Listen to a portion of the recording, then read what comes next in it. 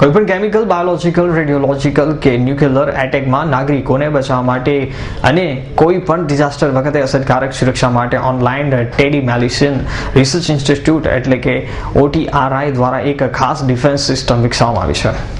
કોઈપણ chemical, biological, રેડિયોલોજિકલ, nuclear એટેકમાં નાગરિકોને બચાવવા માટે અને કોઈપણ ડિઝાસ્ટર વખતે અસરકારક સુરક્ષા માટે ઓનલાઈન ટેલિમેડિસિન રિસર્ચ ઇન્સ્ટિટ્યૂટ દ્વારા એક ખાસ ડિફેન્સ સિસ્ટમ વિકસાવવામાં આવી છે.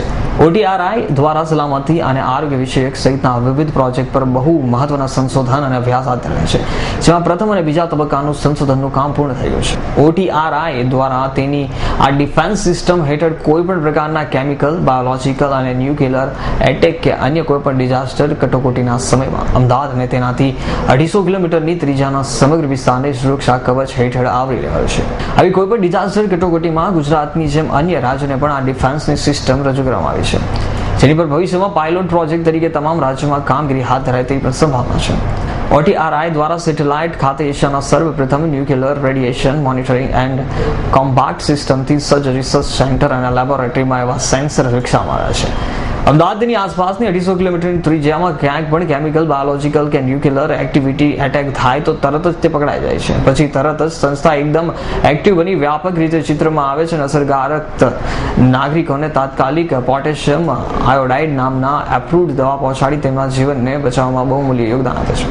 આ દવા થાઇરોઇડ બ્લોક કરીને ન્યુક્લિયર રેડિયેશન અસર થવા દેતી નથી. જાણીતા વૈજ્ઞાનિક OTRIના ચેરમેન રાગેશ શાહે તથા CEO વૈજ્ઞાનિક હેમાબહેન શાહે વધુમાં ઉમેર્યું હતું કે જ્યારે આવી કટોકટી ન સર્જાય ત્યાં સુધી સામાન્ય સંજોગમાં OTRI સિનિયર સિટીઝન નાગરિકો, મહિલાઓ, બાળકો, બેંકો, ATM, જ્વેલર્સ, મંદિરો, વેપારી અને મિલકતોની અદ્યતન ટેકનોલોજીથી SOS સિક્યુરિટી, હેલ્થકેર સહિતની બહુ ઉપયોગી સેવા પૂરી પાડી રહી છે. આ માટે સંસ્થાએ પોલીસ તંત્ર, આરોગ્ય વિભાગ, સહકારી તંત્ર સાથે જોડાણ કરી તેના ઉમદા ઉદ્દેશ્યને પરિપૂર્ણ કર્યો છે. સંસ્થાની આ ડિફેન્સ સિસ્ટમ સામાન્ય સંજોગમાં પૂરી પાડતી સેવાનો લાભ દેશના અન્ય નાગરિકો સુધી પહોંચે તે માટે સંસ્થા દ્વારા કેન્દ્ર સરકાર અને રાજ્ય સરકાર સંબંધિત સત્તાવાળાઓ સાથે ચર્ચા વિચારણા અને અસરકારક પ્રયાસો ચાલી રહ્યા છે. સૌથી નોંધનીય વાત એ છે કે OTRI સંસ્થાએ 1998માં ભારત-પાકિસ્તાન બોર્ડર પર ઇન્ડિયન આર્મીમાં 2001માં ગુજરાત ભૂકંપ વખતે તાત્કાલિક મુખ્યમંત્રી નરેન્દ્ર મોદીને સ્વાઇન ફ્લૂ થયો ત્યારે બહુ મોટી યાદગાર ભૂમિકા ભજવી હતી.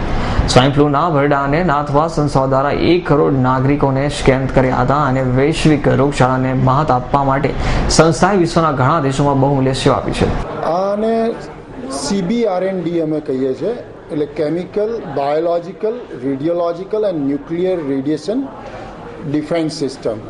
એટલે આવા કોઈ પણ પ્રકારના એટેક થાય તો એટેક થયા પછીની જે આખી રિહેબિલિટેશન પ્રોસેસ છે અથવા તો બચાવની કામગીરી છે એના ઉપર અમારી ઇન્સ્ટિટ્યૂટ વર્ક કરી રહી છે. અને આમાં હું વધારે આપને વાત કરું તો વિશ્વના બધા જ દેશોમાં આના જે કંઈ પણ રેડિયેશન આવે છે એનું ડિસ્પ્લે થાય છે, પણ ડિસ્પ્લે થયા પછી પબ્લિકને કેવી રીતે આની અંદરથી બચાવવી જોઈએ એના ઉપર અમે કામ કરી રહ્યા છે. નોટ ઓન્લી પબ્લિક પણ એગ્રીકલ્ચર, એનિમલ અને માણસો. અને આના ભાગરૂપે વિશ્વમાં ઘણા બધા દેશોમાં અમે કામ કરેલું છે બાયોલોજિકલ મોડ્યુલ્સમાં. એમાં મલેશિયા, સિંગાપુર, ઇન્ડોનેશિયા, શ્રીલંકા, ભારતના ઘણા બધી જગ્યાએ સ્વાઇન ફ્લૂ હતો તો એમાં પણ અમે વર્ક કરેલું છે. અને આ મોડ્યુલ કદાચ વર્લ્ડમાં જે કોઈના પણ આ લાઈન ઉપર વર્કિંગ કરે છે એ લોકોના લેબોરેટરી ટેસ્ટેડ છે. જ્યારે અત્યારે ઇન્ડિયામાં અમદાવાદમાં જે આ ટેકનોલોજી ડેવલપ થઈ છે તેના ઉપયોગ જુદી જુદા દેશોમાં અને ભારતમાં એનો થઈ ચૂકેલો છે છેલ્લા 20 વર્ષમાં. કેમેરામેન દર્શન સાથે સંજીવ કુમાર રાજપૂતનો રિપોર્ટ, અમદાવાદ.